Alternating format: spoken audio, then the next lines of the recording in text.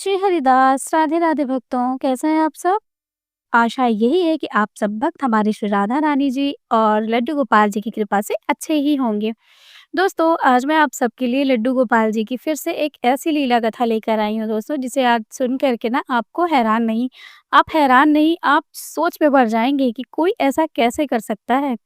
तो दोस्तों, आज की लीला कथा शुरू करने से पहले हम आपसे एक रिक्वेस्ट करना चाहेंगे कि अगर आप सब मेरे चैनल पर नए आए हैं तो सब्सक्राइब करके जाइएगा, वीडियो को लाइक करिएगा, शेयर करिएगा और कमेंट बॉक्स में राधे राधे जय श्री कृष्ण का जयकारा ज़रूर से लगाइएगा, क्योंकि आने वाली दोस्तों लड्डू गोपाल जी की आने वाली बहुत सारी कहानियाँ आप सबको मिल सके, तो इसलिए आप बेल बटन को भी ज़रूर प्रेस करिएगा।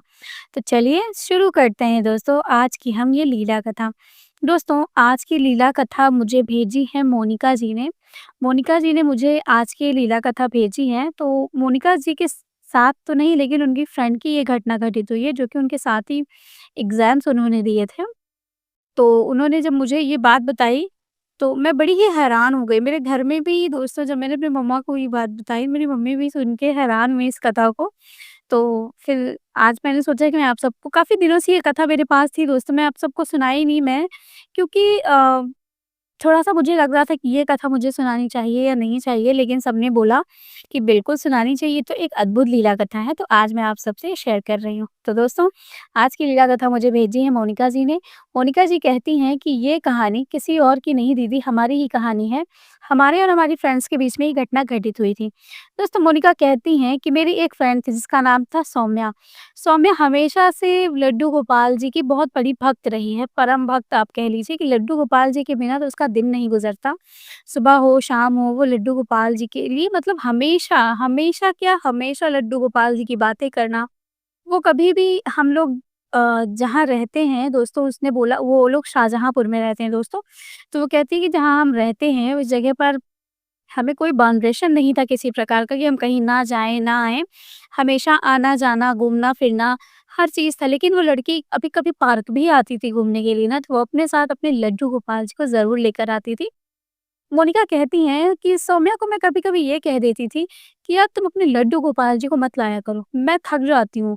वो जब भी आती थी तो वो उन्हीं से बातें करती, उन्हीं को घुमाती, कभी-कभी उनकी फ़ोटोज़ भी क्लिक करती थी। मतलब उसका ये काम बन चुका था कि वो सिर्फ़ अपने लड्डू गोपाल में रहती। अगर मैं उसके साथ ना भी आऊँ, अगर ना भी बोलूँ ना, तब भी उसको बोर नहीं महसूस होगा, वो ऐसी लड़की थी। उसके बाद मोनिका कहती हैं कि उसको प्यार बहुत था अपने लड्डू गोपाल जी से, सेवा भी वही करती थी, उसके घर में भी मम्मी को भी वो अपने को सेवा नहीं करने देती थी, वो हमेशा से सेवा वही करा करती थी। इस तरह से उसको घर में लोग मतलब थोड़ा-सा कहते भी थे कि पढ़ाई में लिखाई में ध्यान दो, पूजा-पाठ इतना करने की ज़रूरत नहीं है, अभी तुम्हारी इतनी उम्र नहीं है कि तुम पूजा-पाठ करो बैठकर। वो घंटों माला जपा करती थी, घंटों भगवान की पूजा करती थी, सुबह-शाम का आरती करना, मतलब एक जैसे डेली रूटीन की पूजा होती है दोस्तों, वैसे ही वो पूजा किया करती थी। जो कि पूजा-पाठ करना अच्छी बात है, लेकिन घर वाले कहते थे कि अभी तुम 12th क्लास में हो, तो अभी से इतना अच्छा नहीं लगता तुम्हें पूजा-पाठ करना। इतना कह कर के फिर वो ज़्यादा मतलब वो किसी को जवाब भी नहीं देती थी, वो कह देती थी कि ठीक है, कल से नहीं करूँगी, बस इतना कह देती थी। मोनिका कहती हैं कि मैं हमेशा सौम्या के घर आती-जाती थी, क्योंकि हमारा और सौम्या का घर बहुत ज़्यादा दूर नहीं था, पास में ही पड़ता था। तो हम एक-दूसरे के घर आया-जाया करते थे, तो उसकी मम्मी हमें कहती थी कि बेटा मोनिका, ज़रा-सा तुम सौम्या को समझाओ कि वो हमेशा पूजा-पाठ में ना रहा करे। पूजा-पाठ में वो रह रही है ना, तो इस वज़ह से उसका मन हमेशा भगवान में ही लगा रहता है, थोड़ा इसको सँभाल के रखो। जो उसको बहुत समझाती थी कि इसको तुम थोड़ा दूसरी जगह पर ले जाओ, लेकिन वो मोनिका कहती है कि आंटी मैं हमेशा से इसे कहती हूँ, पार्क वगैरह अगर ये आती भी है तो गोपाल जी को ले आती थी, उन्हीं में रमी रहती है, पता नहीं क्यों। दोस्तों, इसी तरह से अब सौम्या के एग्ज़ाम्स आने वाले थे, वो 12वीं की मतलब 12वीं की वो पढ़ाई कर रही थी, तो इस बार उसका 12वां था और उसके इसमें बोर्ड के एग्ज़ाम होने वाले थे। तो सौम्या की पढ़ाई ऐसा नहीं था कि सौम्या पढ़ाई नहीं करती थी, पढ़ाई तो हमेशा करती थी, पढ़ाई भी करती थी, पूजा भी करती थी, घर के कामों को भी करती थी। पढ़ाई उसको मतलब वो हमेशा भगवान को लेकर के, यानी कि लड्डू गोपाल जी को लेकर के ही पढ़ाई करती थी, अकेले कभी नहीं करती थी। तो वो हमेशा लड्डू गोपाल जी से कहती कि वो मतलब उसके अंदर एक चीज़ थी दोस्तों कि वो कहीं भी जाती थी। पहले तो मैं आप सबको बता दूँ कि वो कॉलेज जो अपना स्कूल है वो डेली नहीं जाया करती थी, वो सिर्फ़ एग्ज़ाम देने जाया करती थी। तो इसी वजह से उसने मतलब एडमिशन जो था उसने अपना डेली का नहीं करवाया था, लोग डेली बेस पे स्कूल जाते हैं, तो अपना कोचिंग वगैरह ऑनलाइन कर लिया करती थी। तो इसी तरह से दोस्तों बताया मोनिका ने कि ऐसी थी सौम्या, हमेशा से भगवान की पूजा, सेवा करना, भगवान के पीछे आप कह लीजिए कि वो अपनी पढ़ाई भी उसने छोड़ दिया था। उसके बाद क्या होता है कि सौम्या के एग्ज़ाम्स आ जाते हैं, तो मोनिका और सौम्या दोनों एक साथ ही थे, तो उन लोगों ने अपने-अपने जो भी एडमिट कार्ड वगैरह था सब ले लिया, सारे एग्ज़ाम की जो भी प्रिपरेशंस थी, उन लोगों ने कर ली अच्छे से। उसके बाद एग्ज़ाम्स का दिन आ जाता है कहते जब एग्ज़ाम का दिन आ जाता है, तो मोनिका अपने घर से निकलती हैं और सौम्या घर से आती हैं। सौम्या को दे मोनिका देख कर के सौम्या को कह रही थी कि यार तुम मतलब ऐसा तुमने कुछ चीज़ तुम बैग ही लेकर के क्यों जा रही हो? तभी सौम्या कहती है कि कुछ बुक्स वगैरह लिया है मैंने, वहाँ पर जाऊँगी तो बहुत टाइम रहेगा तो मैं थोड़ी-सी पढ़ाई भी कर लूँगी।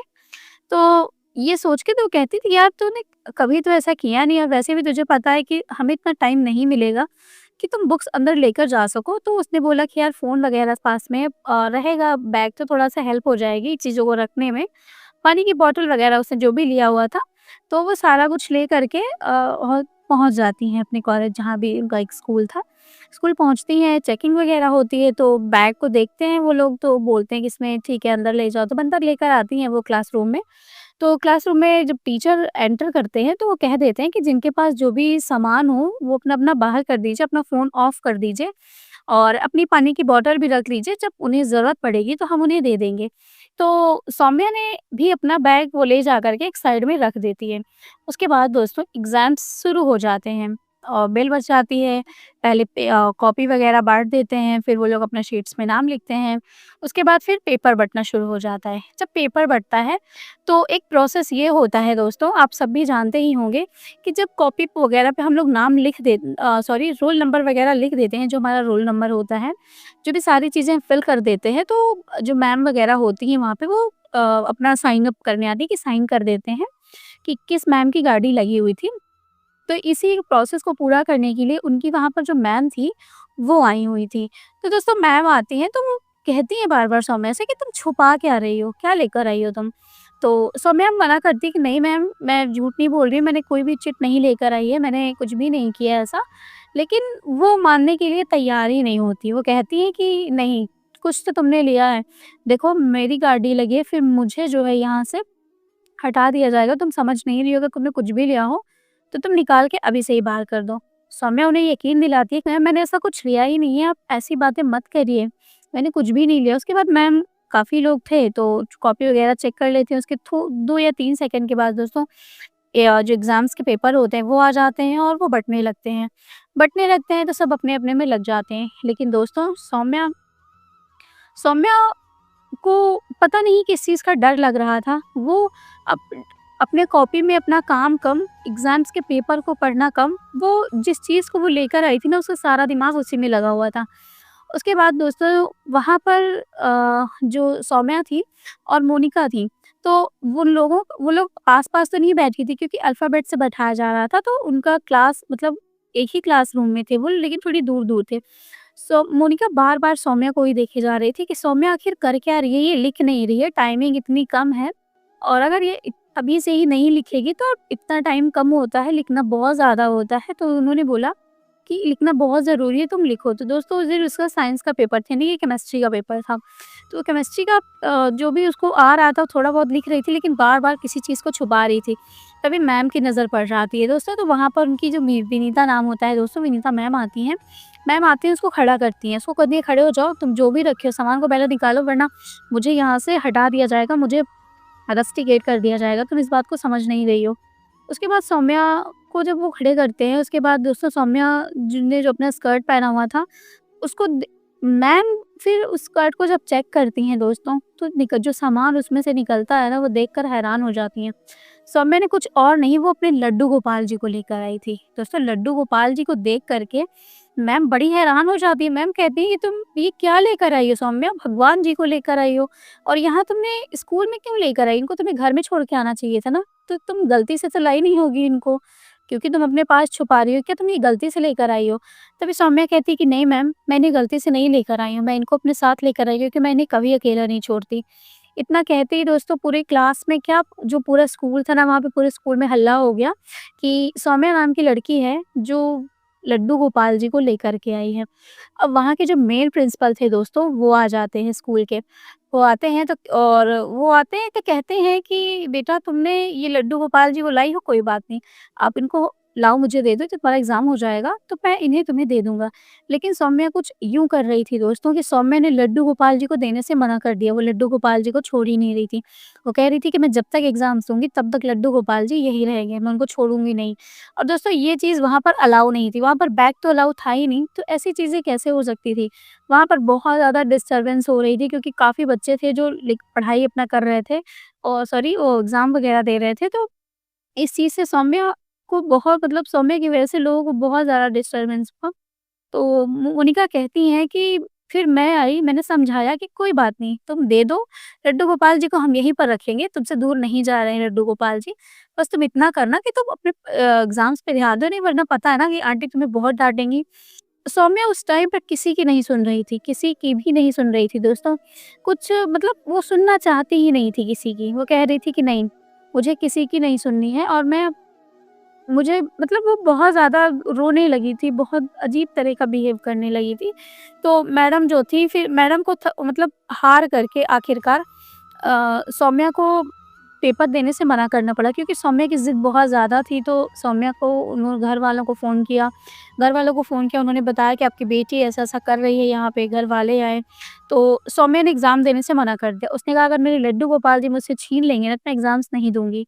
और उसने ऐसा किया भी दोस्तों, उसने अपने 12th का एग्ज़ाम पहला पेपर ही उसने छोड़ दिया था और जो कि ये बहुत ही गलत बात थी। और वो वहाँ से बाहर ऑफ़िस आ गई थी, ऑफ़िस में बैठी थी काफ़ी देर। घरवाले आए, घरवालों ने उसे मतलब समझाया, तो वो अपनी मम्मी को लड्डू गोपाल जी दे दी क्योंकि दोस्तों टाइम तो ख़त्म हो चुका था एग्ज़ाम का, क्योंकि अब वो कोई स्पेशल लड़की तो थी नहीं कि उसे फिर से एग्ज़ाम दिलवाया जाए। तो इस वज़ह से उसको मतलब वो मना कर दिया गया पेपर देने के लिए, तो उसने एग्ज़ाम्स नहीं दिए दोस्तों अपने। इतना ज़्यादा मतलब बवाला हो गया था स्कूल में। उस बताती हैं मोनिका कि बहुत सारे लोग जान गए थे ये चीज़ कि ऐसा हुआ है। एक लड़की लड्डू गोपाल जी की वजह से अपना पेपर छोड़ दी, नहीं दिया उसने। और अंत में क्या हुआ दोस्तों, वो 12th फेल हो गई। फेल होने के बाद उसे घर वालों ने उसे बहुत डाँटा, यहाँ तक कि इसकी मम्मी ने उसे थप्पड़ भी लगाया और उसको बोला कि अब तुम्हारी तुम्हारी कोई पढ़ाई-लिखाई नहीं करवाएँगे। और मतलब उसको बहुत डाँटा कि पढ़ाई-लिखाई भी नहीं होगी और तुम्हारी जैसे जो लोग नहीं पढ़ते-लिखते हैं, जो लोग ऐसे ही थोड़े बहुत पैसे कमा रहे हैं, मैं वहीं से तुम्हारी शादी कर दूँगी। मतलब बहुत ज़्यादा एक बन जाता है दोस्तों, क्योंकि हम साल भर पढ़ाई करते हैं, फीस जमा करते हैं उस चीज़ की और अंत में कोई कह दे कि मैं पेपर नहीं दूँगी, तो ये थोड़ी-सी बुरी बात होती है, क्योंकि सौम्या को ऐसा नहीं करना चाहिए था। तो ये चीज़ें उसके साथ हुई। इसके बाद मोनिका कहती है कि फिर भी उसका दिमाग फिरा नहीं, उसका दिमाग फिर भी उसी भक्ति में लगा रहा। उसके बाद दोस्तों फिर कहा जाता है कि मतलब मोनिका बताती है कि घर में काफ़ी लोगों ने डाँटा, उसके बाद उसके 1 साल के बाद ही सौम्या की शादी हो जाती है। और दोस्तों लड्डू गोपाल जी की आप लोग कृपा देखिए कि कुछ ऐसा हुआ उसके साथ जो उसने कभी सोचा ही नहीं था। दोस्तों सौम्या त्रिपाठी थी, वो पंडित कास्ट में थी और उसकी शादी भी एक भागवत कथा कहने वाले लड़के के साथ हुई, जो अभी उसने भागवत कथा वो वृंदावन में जा कर के सीख रहे थे, तो उनसे हुई। जो कि वो छोटी-मोटी जगह पर कथा वगैरह करते हैं जाके, तो उनसे सौम्या की शादी हो जाती है। तो अब ये भगवान की कृपा ही है दोस्तों, जो सौम्या को एक ऐसा ही परिवार मिला जिनके घर में पूजा-पाठ होती है और उनके घर में इनके घर वालों ने ये सोचकर शादी कर दिया कि ऐसा लड़का है, पंडित है और वैसे भी इसको बाहरी दुनिया से कोई मतलब नहीं होता, ना ये मूवी देखने जाती है, ना ये कहीं घूमने जाती है। तो इसलिए ऐसे परिवार में उन लोगों ने ये सोच के शादी की थी। लेकिन उसके बाद उसे उस घर में पहुँचने के बाद सौम्या को वो भक्ति मिली, जिस भक्ति को वो शायद अपने घर में नहीं रहकर जी पाई थी। लड्डू गोपाल जी, उसने वो भक्ति पाई अपने हस्बैंड से, उसने हर चीज़ सीखा और आज भी वो 1 नहीं, 2 नहीं, वैसे बहुत सारे लड्डू गोपाल जी और भगवान शालिग्राम की भी पूजा करती हैं। और उनके जो हस्बैंड हैं, वो तो करते ही हैं दोस्तों, लेकिन वो भी पूजा-पाठ करती हैं। और इसी तरह से वो कभी-कभी जो मोनिका है वो मिलने के लिए जाया करती हैं, तो मोनिका से भी बातें होती है, तो सौम्या बताती हैं कि जो भी हुआ मेरे साथ अच्छा हुआ, मैं बहुत खुश हूँ अपनी इस दुनिया में। और मेरे माँ-पापा ने मेरे साथ जो भी किया बहुत अच्छा किया और मेरी पढ़ाई पूरी नहीं हुई इसका मुझे कोई मलाल नहीं है क्योंकि मैं अपने लड्डू गोपाल जी को छोड़ नहीं सकती, तो यहाँ के लड्डू गोपाल जी को भी अपने साथ रखी हैं और जो वहाँ के हैं वहाँ भी साथ रखे हैं। दोस्तों सौम्या को लोग उतना ही प्यार करते हैं क्योंकि वो लड्डू गोपाल जी की बहुत बड़ी भक्त है। तो दोस्तों आप लोगों ने देखा कि कहते हैं ना कि पढ़ाई नहीं हुई, फिर भी सौम्या की ज़िंदगी बर्बाद नहीं हुई। बहुत ही अच्छे घर में उनकी शादी हो गई जो कि 2 से 4 ही महीने बीते थे और सौम्या की शादी उनसे हो गई। तो दोस्तों लिखा होता है जो भाग्य में वही होता है, शायद लड्डू गोपाल जी की यही कृपा थी। तो एग्ज़ाम देने गई सौम्या दोस्तों, उसने अपना पेपर किसकी वजह से छोड़ दिया? लड्डू गोपाल जी की वजह से। यहाँ लोग भगवान का ध्यान तक नहीं देते, अपने पेपर में लगे रहते हैं कि मुझे मेरे एग्ज़ाम्स किसी तरह से निकल जाए, किसी तरह से क्लियर हो जाए। लेकिन सौम्या ऐसी नहीं थी। तो मोनिका कहती है कि दीदी मैं ऐसी सहेली पाकर के धन्य हो गई हूँ जो ऐसी भक्ति करती हैं। और उन्होंने मुझसे और भी बहुत सारी बातें शेयर की दोस्तों, तो बस ऐसे ही वो नॉर्मल सी बातें हैं। तो ये कथा थी तो मुझे लगा मुझे आप सबको ये सुनानी चाहिए, तो आपको कैसी लगी मुझे ज़रूर बताइएगा। क्या आप सब भी कभी लड्डू गोपाल जी को लेकर एग्ज़ाम देने गए हैं? अगर गए हैं तो मुझे कमेंट में ज़रूर बताइएगा। चलिए दोस्तों मिलूँगी फिर से एक नई लीला कथा के साथ, तब तक के लिए राधे-राधे, जय श्री कृष्णा।